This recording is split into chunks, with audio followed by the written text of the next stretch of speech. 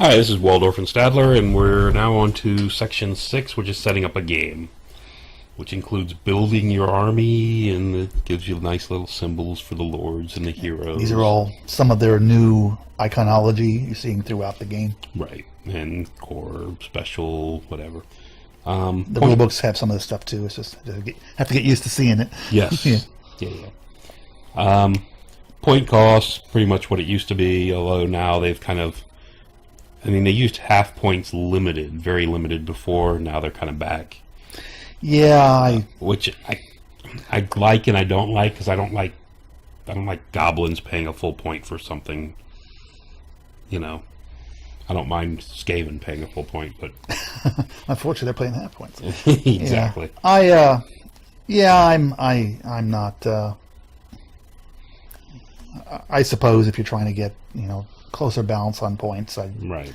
I just don't know if it makes such a difference or not. Right.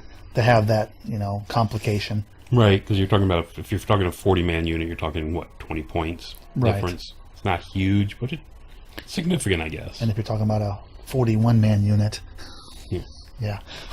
Okay, point taken. And then of course they mention here that some of the upgrades are different, like especially for the magic items. Yeah, this was a big change and a big really. I really liked how they did this. Is that they've separated heroes from lords as far as the points, because you don't necessarily get the same bonus, or you may get a greater bonus in some cases. Right, +2 strength means more for a lord than a hero because he has an extra attack, at least one extra attack. Exactly. So I think you're right. I think I think this is a fantastic addition. Improvement. Yeah. The army restrictions. It's pretty much the same as it's always been. The 35% lords.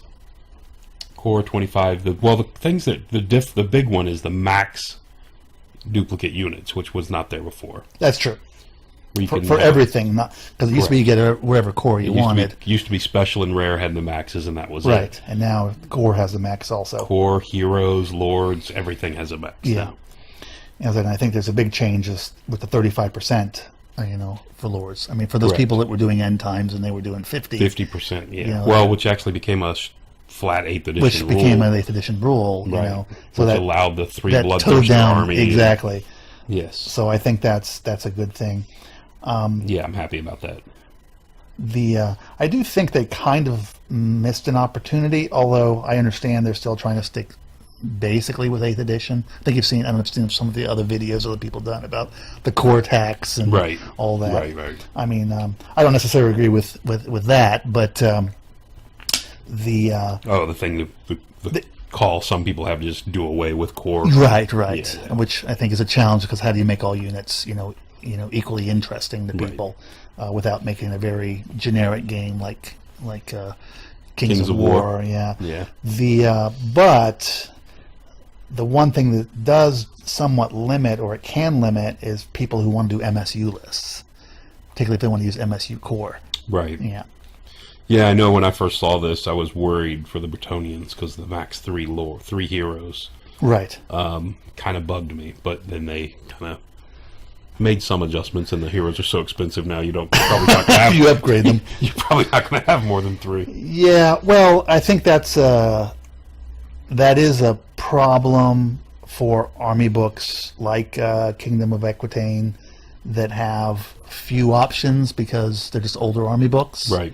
I think it does hurt them that you are limited, because maybe you don't necessarily have to take all those upgrades, and so you are at a disadvantage. Well, I used to field like 6 heroes in my Bretonnian army. I remember your hero star. That was a while back. But the 4 just almost what I call naked heroes, which are just a basic hero with all mundane equipment, is a great piece of chaff. Right. Was well, yeah, still is, but you had the hero wall back then too, and the hero wall, but which you can't do anymore. But so I do think it is limiting for some armies, but I don't think that's a problem with the rules. I think the rule part's fine.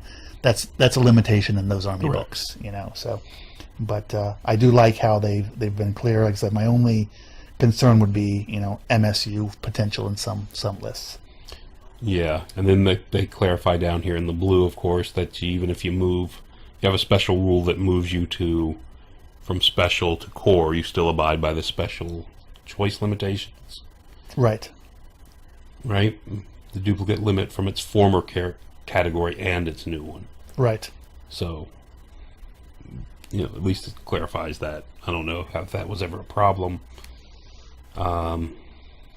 Every unit must contain at least minimum of 4 units. And this is... excluding the characters. It used to be 3 units, I think, right? Right. So, that's something. I mean, none of these are major, but... No, but I think they just lock things down. Okay. One of a kind, once per army. Kind of self-explanatory. Right, different title. And the 0 to X, yeah. This is interesting now, the way the army books are, because the 0 to X can be kind of confusing with the people, because you can have a special choice that has a 0 to 2 option on it. Okay. War machines are common with this. Not they move the remember I saw a player thought that meant they had 2 0 to 2 options in rare because they took it. It's like, no, that's your limit. So that can be a little confusing, but I do think it was needed, especially since they moved a lot of things from rare to special or special to rare. Correct. Particularly in the war machine area. War machines, especially. And then they kind of clarified war bands and grand armies. Right, and they've adjusted the maxes, for the new numbers. Right. Again, it's all self-explanatory. Just scan down through it and see what it is. And hidden and open lists. Yeah, hidden and open lists. I mean, I like how they give you basically, as a question mark. You have either option. Right. I mean, coming from the tournament side, yeah, the open lists are pretty much that's standard in most tourneys I've seen. Yeah, that's because that way you don't get the accusation of cheating ever. Correct. Hidden lists is always kind of tricky. I mean, it's fun on one hand, but yeah, there has to be a certain degree of trust and honesty amongst the players. Well, in our friendly games, and especially the multiplayer games, we do a lot of hidden. We do. Well, we do quasi-hidden quite often, right? Yes. It'll be, what does he have before I charge him, or before I decide I'm going to fight him. That's true. So and they don't have that option here, but you can do whatever you want with your own group. So that's a little different. The only thing with hidden lists, I mean, it depends on the players. I mean, if you've got great guys, hidden lists can be fun. So the person doesn't know to neutralize a particular item. Right.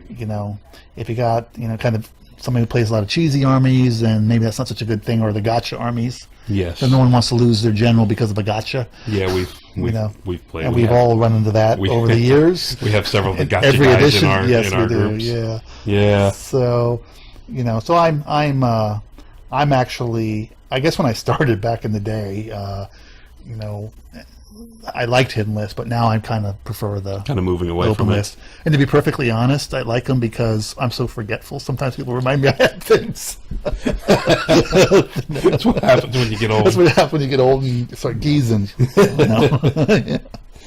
Well, now we know how to set up a game, apparently. Yes. Build an army, and we know our limitations, right? Yeah, absolutely. And that's one of your key phrases, knowing your limitations. Yeah, I'm actually hoping that, one of the things that they come out with, what I used to love about 5th edition, if you remember, they actually had the item cards for all the magic items. Correct. I'd love for them to come out with that for this. Well, you just like the magic cards because you didn't forget what you had. Absolutely. At least there was a reminder there. Yes. Absolutely.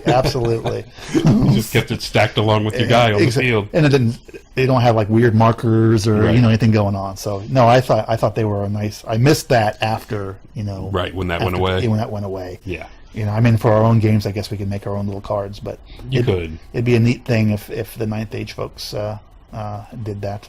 Added that back in. Yeah, it's easy to ask for other people to spend their time for free to give you something. Well, you know what? Why don't you design the magic cards and submit them to them, and then they can use them. They can put them on their the boards for whoever wants to use them. That sounds like work. Yeah, it is. It's a lot of work. Yeah. But you'll get over it. Give you something to do, right? Yeah. All right. Okay, I think that wraps up the section. Setting up a game, right? Of setting a game. All right. Off to the next video.